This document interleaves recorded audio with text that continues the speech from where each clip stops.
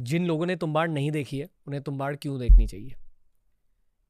क्योंकि ऐसी फिल्म हिंदुस्तान से बनी नहीं है, इसलिए देखनी चाहिए.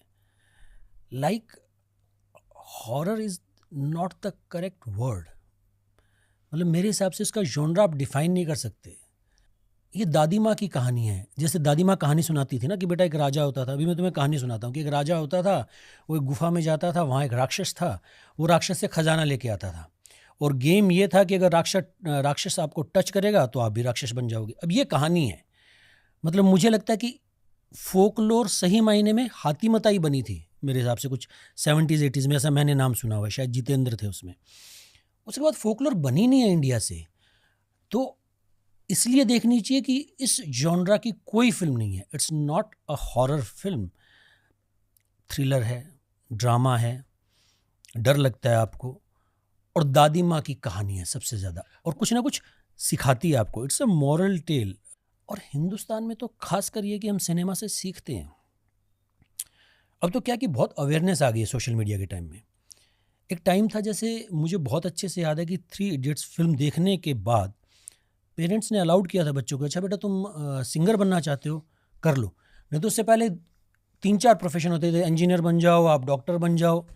तो फिल्मों का हमारे यहाँ बहुत इम्पैक्ट है. तो मुझे लगता है कि इसलिए ये फिल्म देखनी चाहिए कि बहुत ही यूनिक फिल्म है. बिल्कुल भी हॉरर एलिमेंट्स नहीं थे आपके दिमाग में कॉन्सेप्चुअलाइजेशन के टाइम?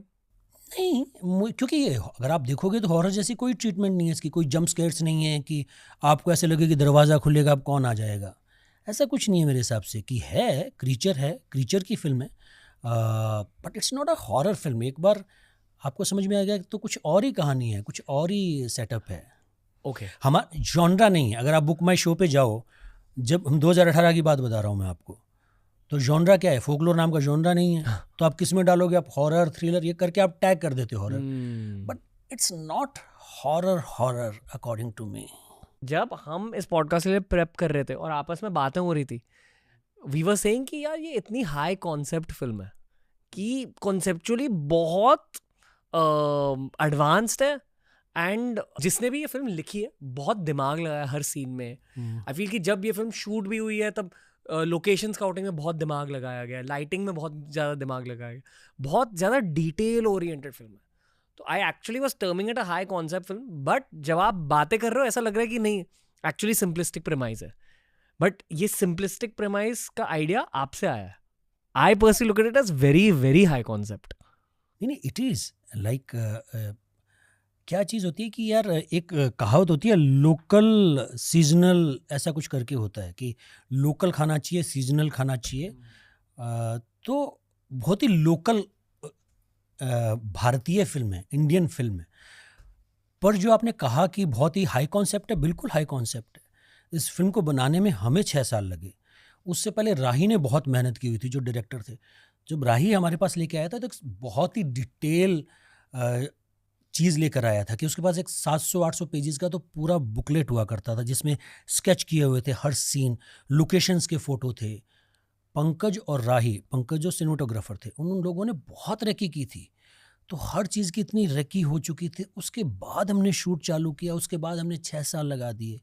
आप फिल्म को देखोगे तो सिनेमेटोग्राफी इतनी कमाल की है फिल्म की, और मूड हमने कैप्चर किया. हमने बारिश में शूट किया है, तो उसके लिए अगर बारिश निकल गई तो हमें 1 साल सीधा जंप करना पड़ता था. क्योंकि बारिश तो चलो आप आर्टिफिशियल करवा लोगे, पर क्लाउड्स मैच करने पड़ेंगे. हमने ऐसे दिन देखे हैं कि जहां हमारा पूरा सेट वेट कर रहा है बादलों के लिए 3-3, 4-4, 5-5 दिन. और विंडो यही है, अगस्त सितंबर में शूट कर सकते हो आप, ये 2 महीनों में. तो नहीं तो मूड मैच नहीं होगा. तो आप पूरी फिल्म में देखोगे तो आपको लगेगा कि ये ट्रांसपोर्ट करती है आपको. अगर सिनेमा से बाहर निकलोगे तो आप सोचोगे कि बारिश नहीं हो रही क्या. ये चीज़ है. VFX, मैं छोटी सी स्टोरी सुनाता प्लीज हूँ. Go ahead, go ahead. तो भाई मेरे तो पैसे ख़त्म हो गए थे फिल्म बनाते बनाते. तो फिल्म रेडी थी, शूट हो गया था, नाम भी था फिल्म का. तो मैंने सोचा कि मुझे पोस्ट प्रोडक्शन के लिए फंडिंग मिल जाएगी, तो मैं किसी को ले आता हूँ. तो मैंने प्रोडक्शन हाउस को अप्रोच किया, वो तैयार हो गए. अब वो एक सर्टन जगह से VFX करवाना चाहते थे इंडिया में. मुझे वो जगह पसंद नहीं थी, मुझे उनका काम पसंद नहीं था. तो मैंने कहा भाई मैं मेरी प्रॉपर्टी बेच दूंगा, पर मैं यहाँ से VFX नहीं करवाऊंगा. मैंने स्वीडन से VFX करवाया. और ये तब की बातें हैं, अब तो वीएफएक्स बहुत आम बात होगी। हमने शुरू किया था 2012 में, ये जो मैं वीएफएक्स की बात बता रहा हूँ ये है 2015-16 के आसपास। और उसमें बहुत मज़ेदार किस्सा बताता हूँ। उस स्वीडिश आदमी को हम अप्रोच कर रहे हैं और वो हमें जवाब नहीं दे रहा, ना हाँ कह रहा ना कह रहा। उसको लग रहा है कि हम पैसे नहीं देंगे, हम अननोन कोई हैं। तो उसने हमें कहा कि यार मैं कान फिल्म फेस्टिवल में आ रहा हूँ, कान या कांस जो भी प्रोनाउंस करते हैं, मुझे इसकी प्रोनाउंसिएशन कभी समझ में नहीं आती, तो अगर आप लोग वहाँ आना चाहो तो आ जाओ मिलने के लिए। तो मैं, मेरा एग्जीक्यूटिव प्रोड्यूसर, मेरा डायरेक्टर, हम सब वहाँ गए उससे मिलने के लिए। फिर उसने हमारा शक्ल देखा, उनको लगा कि जेन्युइन लोग हैं, पैसे वैसे दे देंगे, तो उसने काम शुरू किया। तो जैसे कि हर चीज़ का हमने इतना डिटेल किया ना कि जैसे मुझे कभी कभी मुग़ल आज़म याद आ जाती है कि जैसे मुग़ल आज़म की ऐसी स्टोरीज़ हुआ करती है कि जो हीरे थे वो असली थे जिनके साथ उन्होंने शूट किया था। तो हमारी फिल्म आप देखोगे तो ताले देखोगे, फिल्म में बस देखोगे, जो बस यूज़ हुई है वो 1935 की बस है। जो बाइक यूज़ हुई है एक, वो भी करीब उस एरा की बाइक है। तो हर चीज़ जैसी होनी चाहिए ना, कि वीएफएक्स स्वीडन से हो रहा है, आपका बैकग्राउंड अमेरिका से हो रहा है, और ऐसा नहीं कि कहने के नाम से भी अमेरिका का मतलब है, उसका एकदम प्रॉपर आर्टिस्ट ढूंढ कर किया गया है। हमारा पहला कट था 3.5 घंटे का, हमारी एडिटर ने 1.25 साल 1.5 साल सिर्फ एडिटिंग की है, उसको 100 मिनट का बनाया है। तो हर चीज़ को जितना टाइम जो चाहिए था ना, हमने वो दिया है। इसलिए आप कह सकते हो बिल्कुल हाई कॉन्सेप्ट फिल्म है, और फिल्म में देखोगे तो बहुत लेयर्स हैं, बहुत कुछ सीखने को है। आई फील कि किसी को ना प्रेप करना पड़ता है तुम्बाड़ के लिए, तुम्बाड़ देखने के लिए थोड़ा सा ऑनेस्टली, और ये हम प्रेप कर रहे हैं। कुछ ऑकल्ट चीज़ें हुई? हाँ, मतलब हम एक ये वाड़ा था, अगर आपने देखी है फिल्म जी, जिसमें हम शूट करते थे, और वो वहाँ आसपास के लोग कहते थे कि सर रात को ना वो थाली में कुछ रख देते थे। तो एक दिन मैंने सोचा, मैंने कहा यार ये क्या रख देते हो, कि खाना रखते हैं जी, कोई आता है। मैंने कहा पागल हो गया तुम यार, कैसी बातें करते हो। तो मैंने बंद करवा दिया। तो अगले दिन से कुछ ना कुछ प्रॉब्लम, कुछ लाइट उड़ जाए, कुछ फ्यूज़ उड़ जाए, कुछ ये हो जाए, कुछ वो हो जाए, तो कुछ तो वियर्ड सा होना चालू हो गया। तो मैंने कहा भाई तुम जो भी करते थे वो रिचुअल करो, इसको बंद मत करो। तो ये हमारे साथ हुआ, और मतलब आपको लगता है कि यार ये कैसे कोई सच कोई हो सकता है, पर हमारी शूटिंग डिस्टर्ब हुई उसके कारण। कुछ ना कुछ और ऐसी चीज़ें जिनका कोई मतलब नहीं है, वैसी चीज़ें हो रही हैं। कोई गिर गया, किसी के लग गई चोट, ऐसी चीज़ें हो रही हैं। तो फिर हमने कहा भैया इसको चालू रखो आप। मुझे लगता है कोई भी आप इस तरह की फिल्म बनाओ तो ऐसा कुछ हो ही जाता है। ऐसा कहते हैं। हाँ, ऐसा कहते हैं। एक्चुअली सवाल ये है कि यहाँ सर 6 साल लगे, 6 साल के लिए आप उस जोन में थे, राइट। आपने कुछ सैक्रिफाइस किया उन 6 सालों में, ऐसा मुझे लगता है इस फिल्म को बनाने के लिए। यार मैंने तो बहुत कुछ सेक्रीफाइस किया, मतलब 6 साल क्या, मतलब मेरे लिए तो पिछले पूरे डेकेड में मेरी एक ही फिल्म है Tumbbad, as an actor. Worth it. Thank you. बस यही सुनना था। तो मतलब मैंने मेरी लाइफ स्टेक पे लगा दी, मेरी लाइफ में कुछ है ही नहीं। कि लोग 100 साल बाद भी तुम्बाड़ देखेंगे। यार मज़ा आ जाए ऐसा होए तो, पर मुझे लगता है ऐसा पक्का होगा। अगेन मैं आपको टेंजेंशियल सवाल नहीं पूछ सकता, तो अक्सर पॉडकास्ट में ना एक फ्लो होता है, फ्लो के हिसाब से जाता है, बट क्योंकि ये वाली सेक्शन हमारी प्री सेक्शन है, इसलिए कुछ आखिरी सवाल पूछूंगा। बिल्कुल। क्या एक्सपेक्ट कर सकते हैं लोग तुम्बाड़ से? हाँ, अगर किसी ने नहीं देखी है तो। सिनेमा कभी कभी आपको जादू दिखाता है, और तुम्बाड़ वो फिल्म है जिसमें आप जादू देखोगे। दूसरा सवाल, फिल्म देखने के बाद एक इंसान के दिमाग में क्या बदलता है तुम्बाड़ देखने के बाद? तुम्बाड़ देखने के बाद डेफिनेटली एक बार आप सोचने पे मजबूर हो जाते हो कि यार बात तो सही है, लालच बुरी बला है। मुझे लगता है तुम्बाड़ देखने के बाद आप थोड़े से ज़्यादा मैच्योर बन जाते हो। इफेक्टिवली वही आप कह रहे हो। बिल्कुल, कि ये बुजुर्गों का एक लेसन है कि ग्रीड से दूर रहो। हाँ, लालच बुरी बला है, मतलब हिंदी की बात है कि लालच बुरी बला है। कर रहा हूँ, जो आपने एंड की बात की वो एंड यही था कि वो मुझे टच चाहिए। मतलब सब क्रिएटिविटी, सब कुछ करो जो कुछ करना, पर अंत में ना मुझे महसूस कराओ कि यार बाप ने बेटे के लिए जान दे दी।